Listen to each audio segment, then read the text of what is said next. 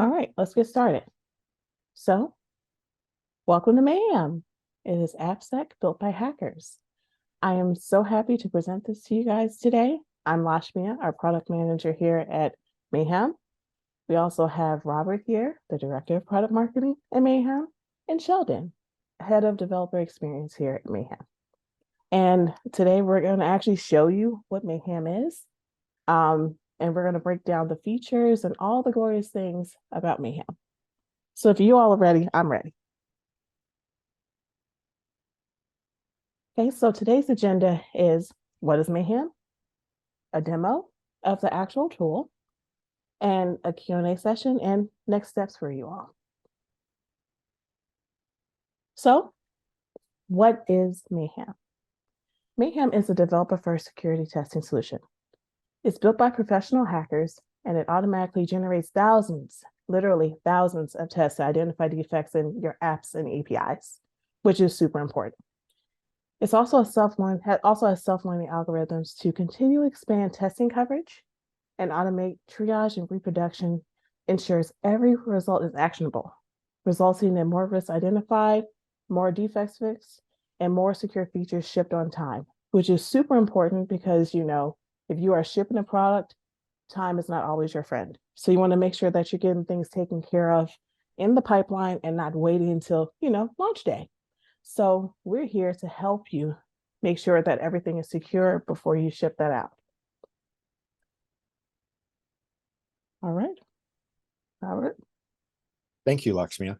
Today, I want to introduce you to the redesigned and optimized Mayhem by For All Secure, an advanced testing software solution developed by expert hackers for developers. Mayhem automatically hacks applications and APIs, finding and triaging defects. Building upon more than 10 years of research at Carnegie Mellon University, we have developed proprietary self-learning algorithms for the next level of dynamic software testing. What does Mayhem do? It uncovers vulnerabilities that are frequently overlooked by SAST and DAST methods by automatically generating, then executing thousands of tests to detect defects in your code. Mayhem produces 0 false positives, increases code coverage, and provides regression testing for every defect found. Next slide. Let's look at that first claim, eliminate false positives. Cloudflare is a content delivery network whose services support millions of internet users worldwide. Downtime is unacceptable. Ensuring security is paramount. But traditional AppSec solutions were cluttered with false positives, slowing down developer fixes and preventing accurate risk assessments. Other AppSec tools present long lists of defects, many of which are false positives, and thus Jira is cluttered with useless tickets. Cloudflare chose Mayhem because Mayhem delivers only real defects and gives developers everything necessary to pinpoint and start remediation. Everything found by Mayhem is prioritized based on your particular risk level. And it's because of that, earn trust. The Jira tickets generated by Mayhem today are now integral to Cloudflare's software development lifecycle. Next slide. Let's look at a second claim, maximize code coverage with no additional effort. Another customer, Boeing, an aerospace company, needs to ensure life-critical safety and security in their airplanes. They've been running traditional SAST, but they were becoming increasingly concerned with code coverage. Were they securing it all? Were there pockets of code that they weren't testing or testing enough? Boeing chose Mayhem because it uses behavioral analysis to abstract all the possible code paths and then autonomously generate thousands of test cases per second against these. Boeing found by using Mayhem, their code coverage jumped from 30% to 80%. They also found a number of defects in code that was previously thought to be secure using DAST tools alone. Next slide. The claim of automate regression testing for every issue. Roblox is a company whose games delight millions of users worldwide. Behind the scenes, their services run at global scale and must be reliable and secure at all times. This includes their API endpoints as well as their application code. Given the company allows gamers to create their own games, the amount of code they must sift through, not only to mention their APIs, means Roblox needed a scalable solution. They chose Mayhem because it not only finds defects, it also remembers the defects for regression testing in their CI/CD pipeline. Next slide. So how does Mayhem do all this? Mayhem employs a number of techniques, such as fuzz testing, symbolic execution, machine learning, and behavioral testing, which builds data sets and learns from those, deepening its analysis and yielding higher code coverage rates. Mayhem further utilizes target feedback from crashes to custom generate infinite test cases. Mayhem is also able to rerun tests that resulted in crashes on future runs so that you know that your fix remains fixed. Next slide. Sounds complicated. Actually, it's not. With Mayhem, there's no need to recompile your targets. Onboard quickly, and with the use of built-in examples, start your first code or API run, either through the dashboard link or the CLI. Minutes later, you'll have your results prioritized and presented on one screen. Track defect remediation across both API and code. Integrate with your existing CI/CD workflow, and share these results with project members within your organization. Now I'd like to hand it over to Sheldon, who will give us a live demo of Mayhem to show how easy it is to secure your applications and APIs. Sheldon? Thanks, Rob. Just share my screen. Okay, can we see my screen okay here? Yes. Yes. All right, wonderful. Okay, so this is our newest release of Mayhem. This went live last week, and it's been a pretty large project in the making. We've taken two different tools for analyzing binaries and APIs and put them into one platform. This is meant to make onboarding easier, provide teams access to all the capabilities of Mayhem in one location. So as part of the demo, I'm going to go through our new UI, show how to start runs on code and API projects, and then take a look at some of the new functionality that we've provided. So when you first log in to Mayhem now, you're presented with kind of a zero-state dashboard. You have nothing yet, so we need to get started with something. We have provided demos so that folks can log in and just see how it works without uploading their own code right away. So what we're going to start with first is analyzing a code project. The easiest way to get code scanned with Mayhem is with Docker. There's a number of reasons for that. That includes dynamic libraries that you may need to include, or different parts of your environment. By using Docker, you can include all of these in one nice package. So we've been using Lighty, which is a small network hosting tool, which used to have a vulnerability in it, as one of our demos. So it's easy enough to get started. From the dashboard, we can click New Project. We'll click right here.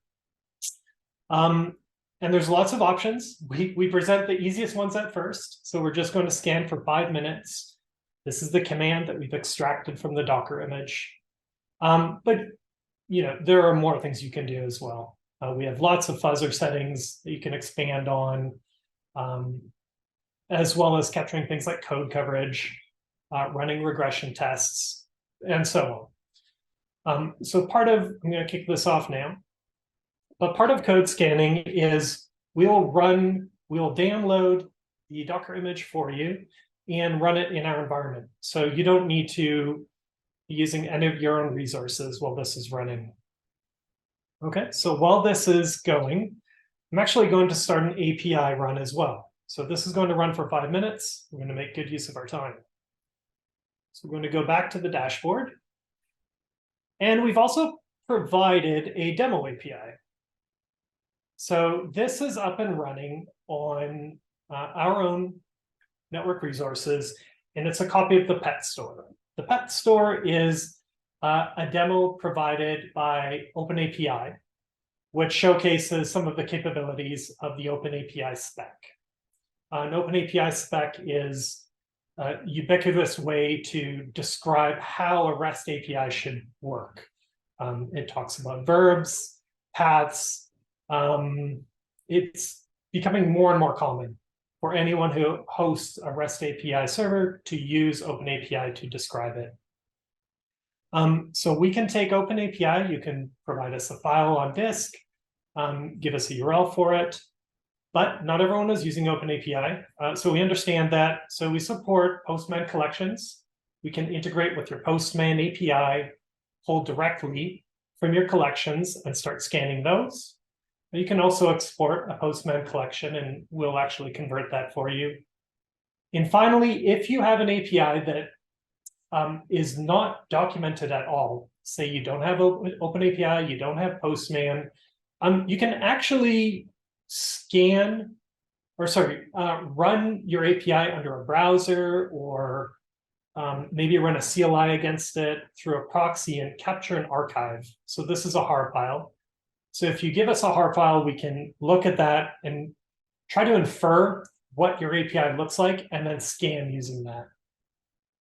But for the pet store, because it is an OpenAPI showcase, we're just going to use their OpenAPI spec for it. So running API scanning does need to happen on your hardware at this time. This does allow us to contact APIs running on your local host as far as CI/CD or within your network, or finally in the cloud. But we try to make it as easy as possible. Once you've installed the CLI, we give you the command to run.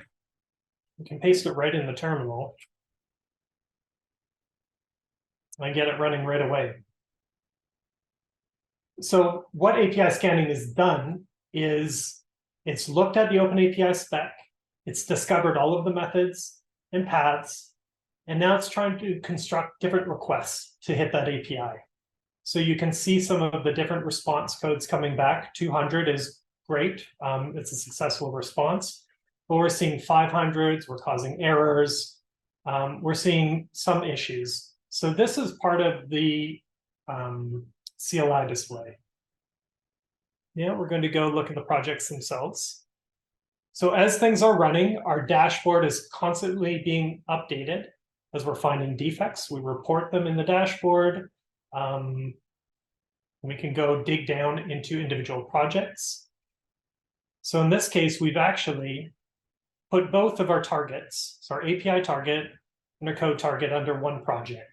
This lets us, for instance, collect all of the defects found across different aspects of one project if we wanted to.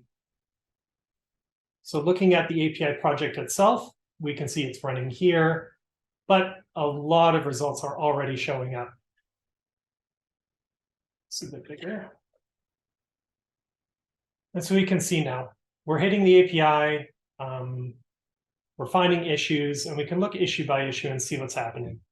So, you know, one of the most common ones is a 500 internal server error. You can see here we've sent some nonsense comment to this endpoint, to the post API v3 pet, and it's caused some exception. A 500 internal server error. If you've configured your API to include backtrace or stack trace information, we'll capture that as well in here, which can be used down the line to integrate with GitHub, with our Serif support. So you can actually see exactly where in your source code or in a library where the issues are happening. We also provide a curl call, so if you want to reproduce this locally, you can open this and reproduce locally in your own terminal. Besides server errors, internal server errors, and other security errors, We also find compliance errors with your API. So we can see some of these here. For example, let's look for a good one.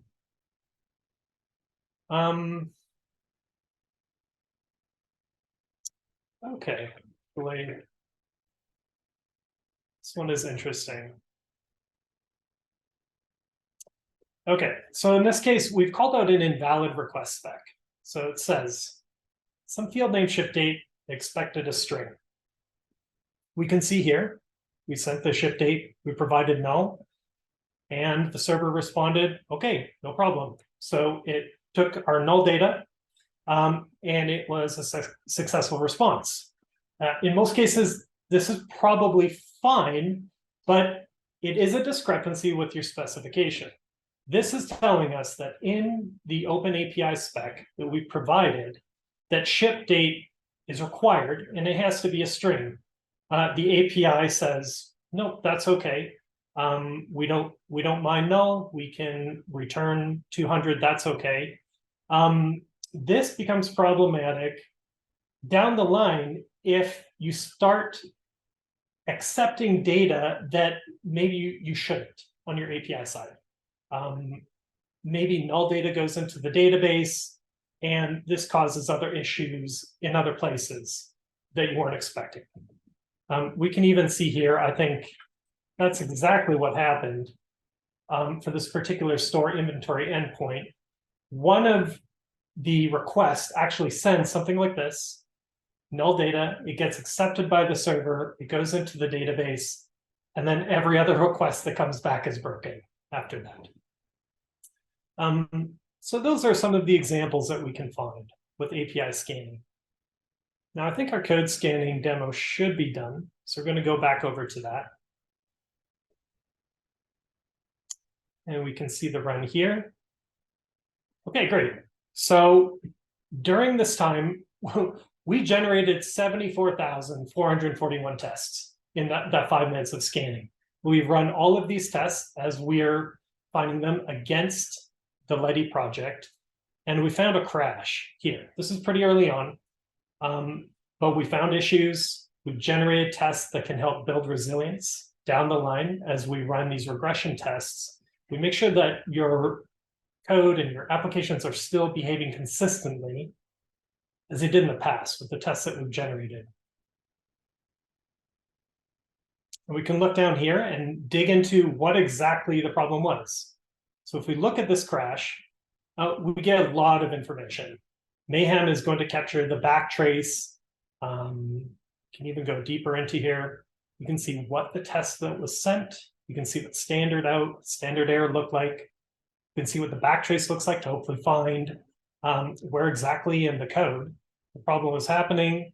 If that's not available, we have the disassembly, register state, memory maps. There's a lot here. We try to give you as much information as possible so that you can have actionable results. You can diagnose and find where the problem is sooner and fix it and get on with helping your customers solve problems with your software.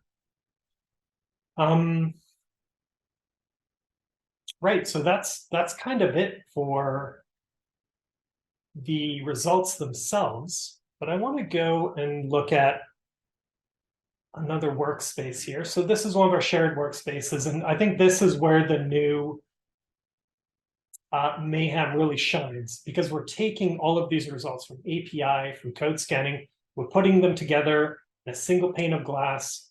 We're letting you, see what you fixed over time. So we're tracking, are you making progress? Are you fixing problems? How many are left? And we can see what kind of, the big problems are. Maybe there's some specific category that we're missing out on. So we try to give you an idea of what your most common problems are here. And we also rank them by severity. So using the sorting here, you can help find which one of your projects probably needs the most attention by looking at which ones have the highest severity issues. So beyond the results themselves, we've made it much, much easier to manage your teams. So the members can all be managed here, and it's very easy to invite anyone else to your team. So I can invite Rob, invite myself if I want to, Lakshmi, anyone else here. We send the invites, they get an email. They can come look and start looking at your results right away. And we've also provided a lot more information around integrations. Mayhem has been built to integrate with your DevOps toolchains. We want to be part of your DevOps flow. We want to help you find problems early in the application lifecycle. And we want to work with the tools and languages that you use. So we provided a number of examples here across all sorts of languages, C, C++, Android. These are all up on GitHub. Anyone can go look, download these, try them themselves. This is a Rust project here, for example. We integrate with a number of different API sources. We already talked about OpenAPI, Postman. But we have some native integrations with Flask, Spring Boot. And yeah, as for DevOps, we want to be part of your CI/CD. So we have plugins for Circle CI. We have public GitHub Actions so that you can plug them right into GitHub Actions, or anything you want. We provide CLIs, so Jenkins will work, Concourse, Travis, it doesn't matter. We will basically work anywhere that you can run your software in our CLI. And beyond that, as we find problems, we have webhook support. So anytime we find a defect, you can send a webhook out to Slack, to Google Chat, to your own system, and use that to trigger any integrations you feel like. ServiceNow, you can create Jira tickets from this. Kind of the sky's the limit. It's up to you with our webhook support. And finally, everything is in our documentation. So we want to make it very easy to get up and running. Beyond the UI itself, we've provided tutorials for code testing, API testing, a number of examples that you can pull from. We want you to get up and running fast. You can sign up today and try this out. Yeah, that's pretty much it for my demo.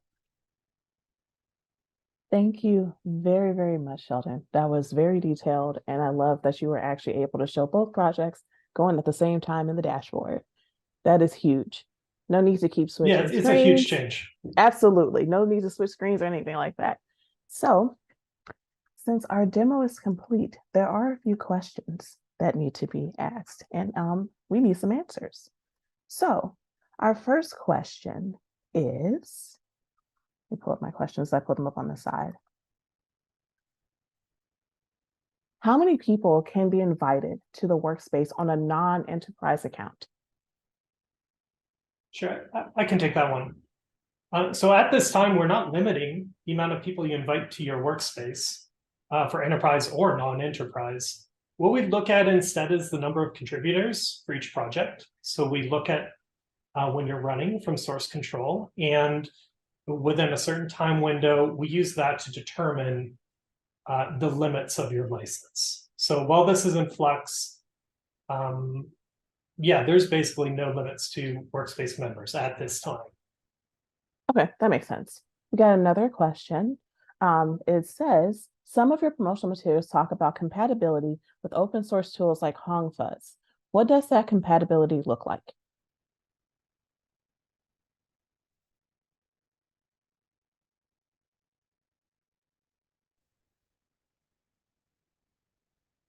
That's a very good question. Did you want to take that one, Rob? I don't have too many answers for that one right now. We do support HongFuzz, though, without a doubt. I see Vincent's on the line. He may have some. He might actually. Yeah, I'm just trying to unmute myself, start my camera. So what we would do as part of that is the moment that you put a binary into Mayhem, we can automatically, or you can explicitly tell it that it's a HongFuzz binary or libfuzzer or AFL, and we're compatible with that. So we plug our technology into how HongFuzz works. So partially we provide hardware infrastructure to run your HongFuzz targets, but we connect our fuzzing engines to it as well. So That's some of the ways that we integrate with that. So if you've already put some work in to enable fuzzing for your project, so you've already had some test harnesses, some binaries that you're building, you can just chip them off to Mayhem, and we'll exercise them in ever so much ways with the infrastructure that we have available, in addition to the base executable fuzzing that we can do that doesn't require any type of harnessing or instrumentation. Well, all right. That was a fantastic answer. Thank you, Vincent. I appreciate you. Our next question is, why did we merge the products into one UI?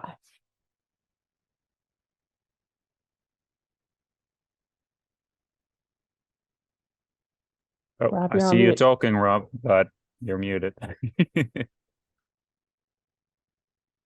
When we started offering the free version of Mayhem, we also wanted to offer a better onboarding experience.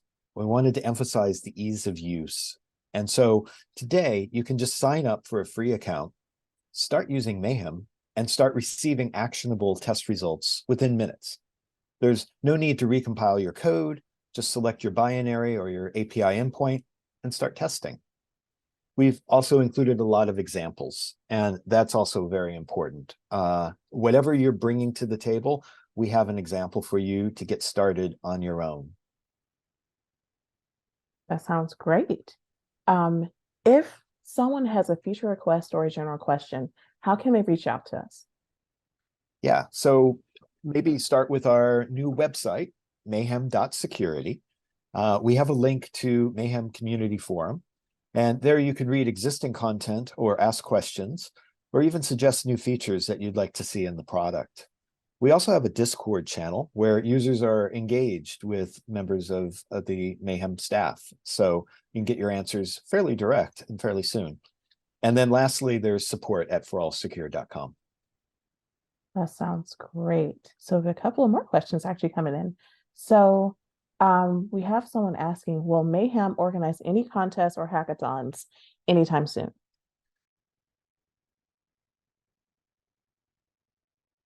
So Go ahead, Vincent. I would say like nothing immediately jumps to mind, Right. but what we generally, we have, we post the moment that we do that, we do them fairly often. Keep an eye on our LinkedIn page, keep an eye on our Twitter account. There's events on our website as well. So we won't be shy about it when we organize one of those again. Very true. So our next question is a twofer. Our first part is, do you support binary fuzzing? I can take that one. Or Sheldon, do you want to? That's cool too. No, go ahead. Go ahead. Okay.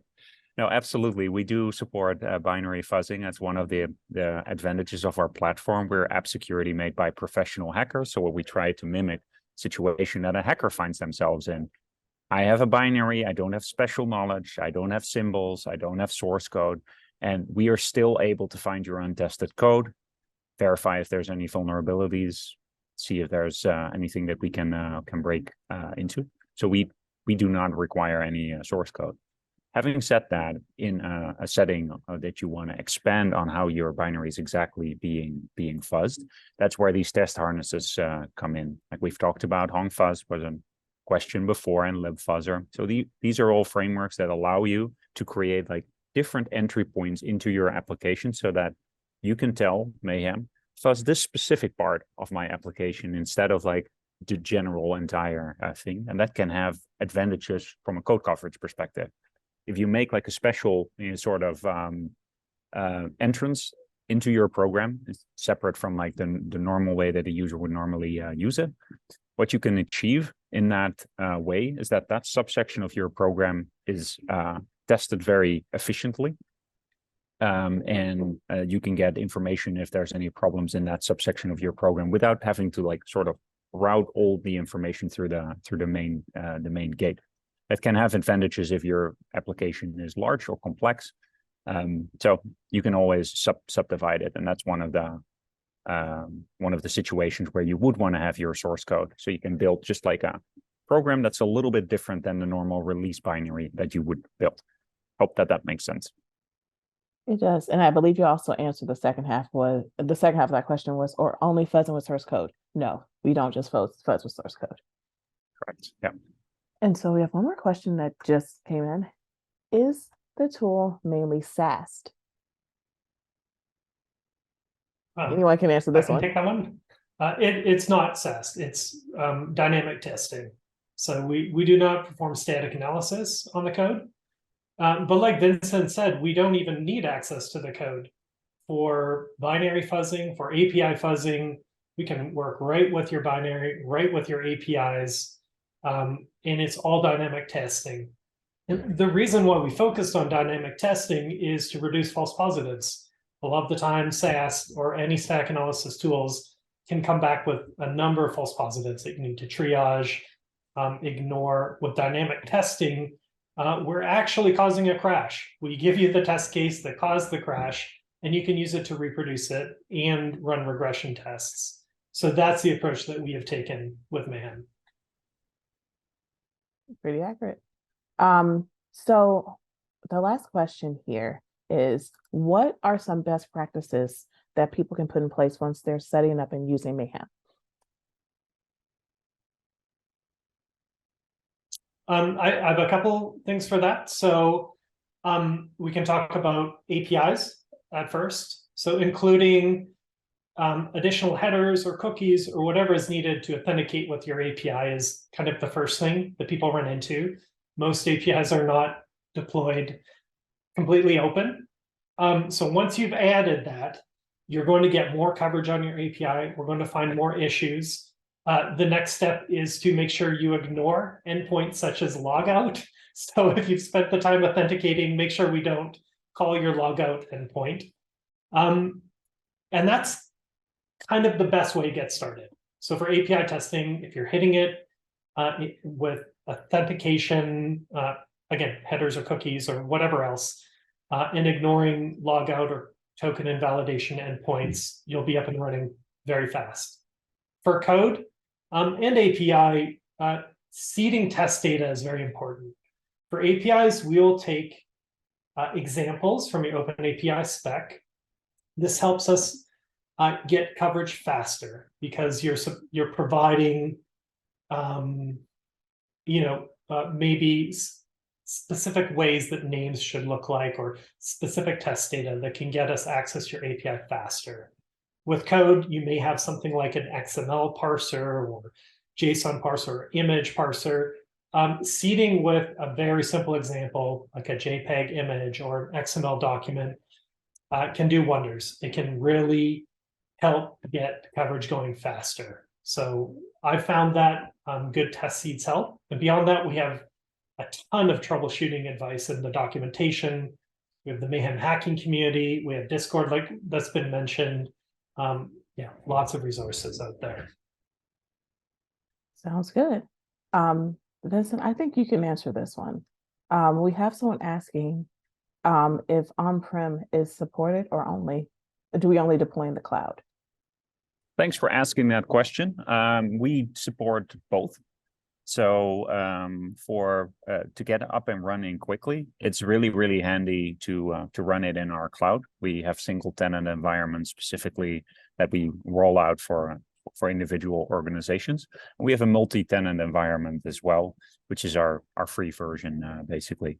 In addition to that, many of our customers have requirements that they cannot ship their binaries outside of their organization or their geographic region. So we absolutely support running both in our cloud in a different geo region or in your cloud as well. Let's say that you're using AWS or Google Cloud. That's something that we can deploy to your cloud environment as well. If you have VM that you want to deploy on bare metal, we can roll out specific environment for you as well. So we generate specifically based on the hardware size that you have, which is set up in such a way that it supports your fuzzing goals. We roll out an installer that installs right there on that environment in the right sizing with the right parallelism, things like that. So those are some of the deployment models that we support. Do want to underline as well is that we run in air-gapped environments, right? So do not require any internet activity. So that is a possibility as a deployment model. Thank you, Vincent. And Rob, I'm going to have you answer this one because any opportunity to flex, I think you should do it. We have a question. How is this different than the other other competition? Well, as I said before, there's no need to recompile. We can take your binaries as they are. And that's something that I do see with other products in the space. I'm also seeing a lot of products, particularly in API, that are merely defensive. They'll throw up a web application firewall and they'll say, we'll defend you from attacks. Well, it doesn't get to the underlying source that may be a vulnerability in the API itself. So we are different in a number of different ways. I think just the fact that we have this ease of use is also a critical factor. A couple other products will take a lot of time to configure and get up and running before you can actually see any results. We've made it easy so that you get those results fairly quickly, as you saw in the live demo that we just had. I also want to add that that's not the only reason why we're different. I want you to actually sign up and try it for yourself. So feel free to test it out against the competition. We have no problem with that. But of course, we can show you a demo. We can put together this webinar, but let's see what results that you produce and see what it shows for you.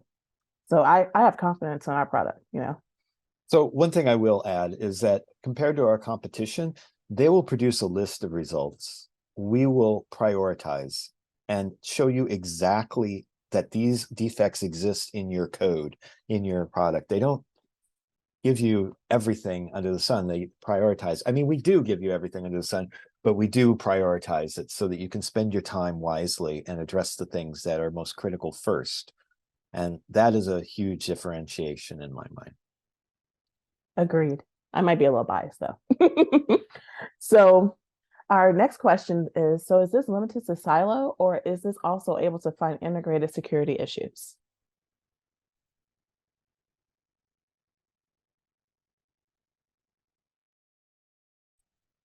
I can look at this. So by silo, does this mean just a single binary or a single library or application versus a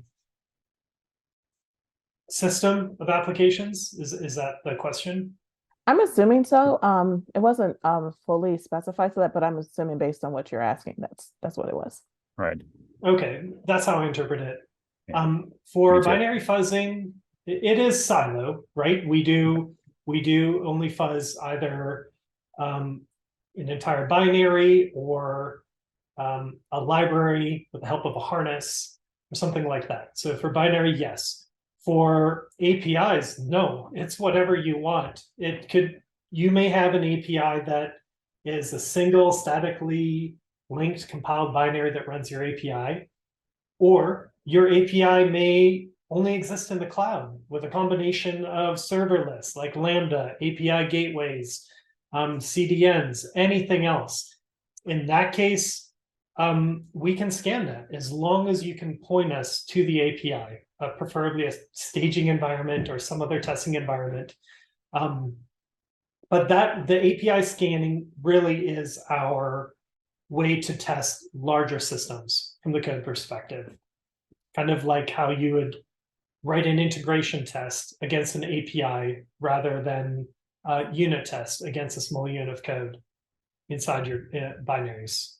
I hope that makes sense. Do you want to elaborate, Vincent, or does that make sense from your perspective? Makes total sense from my perspective. So yeah, I can only second that. And just to repeat it, because repeating things is nice. It's indeed on the binary. That's always in isolation. So we do recommend that to not create any outgoing network connections or something like that, because when you're doing binary fuzzing, execution time is important. When we're looking at the API side of the house, that can be a more extensive environment. In general, if you look at the type of testing that we do, it always does make sense to slice, create a boundary around the functionality that you want to test, right? If you have an API that's running in front of a database or something like that, you might want to be interested in mostly what that API layer is doing and not what, database is doing. You might test that separately, or you might test that in combination. It depends exactly on what your goals are and what you're trying to cover.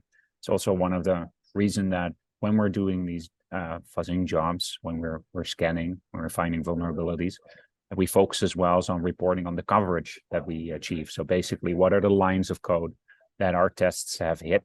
So you have the insight which lines of code work the way that they should and which lines of code might contain problems because they haven't been tested yet. Sounds good. These are our last two questions. So first question is, the API fuzzing is only for web applications with REST APIs, correct? REST APIs, yep. We also have a mechanism for connecting to gRPC through a gateway. So that is our way for fuzzing gRPC APIs. The focus is absolutely REST right now. Makes sense. And the next question is, if I'm wrong, feel free to correct me in the chat. I believe it says, what are all the phases this will fit in SSDLC? Probably the SDLC, the software development life cycle. Yeah. I was just reading as it was written, y'all. Yeah. I think we have a slide on that. Yeah, there's a new acronym every week, of course. Yes. Yeah. No, I can pull up the slide real quick unless you want to do that, Sheldon. I don't have it open. Lakshma, you may have it as well. Okay. So this is a slide where we showed where it fits in from the build and testing. Right. I'm getting my sharing rights here. Yeah, go ahead. All right. So SSDLC is secure software development lifecycle. Oh, look at that. Yeah. Gosh, like that's something else then. I'm sorry, I'm still having some problem getting my screen share to work, but I think it's happening for me now. I'll just do my entire desktop, make it easy. There you go. Excellent. So the different life cycles that we plug into, of course, like it's drawn here in the release phase. It could be in the test phase as well. As any red team kind of solution, what we focus on a lot is running against your release build of your application, maybe QA build, but more a release build. So the way that you would actually ship it, maybe you run it in a slightly different way. You still run it in debug mode. So the moment that any problems are found, that you have that debug logging. What happens here is that we're doing a lot of like long running tests and building up long regression tests of both test cases of things going right and things going wrong. Which is very common in the secure software development life cycle. How we are a little bit different is we recommend you running it as part of the deploy phase as well, because we can run these regression tests and behavior tests really, really quickly. So these release tests generally are long-running tests. Maybe they run overnight, maybe they're continuous. The deploy test can run really, really quickly. That's an extra verification that there's nothing that was accidentally reintroduced in that build. Just an extra confidence check. Everything that we build up in that regression set also becomes part of your build level test. So this is the moment that a developer has pushed code to a branch. It's not integrated in the main line yet.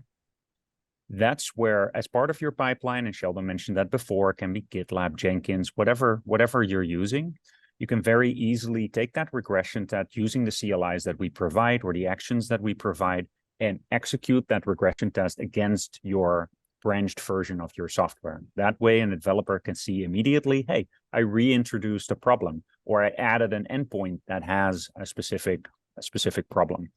So we really fit in the build, test/release, deploy phases of the SDLC, the SSDLC, I should say.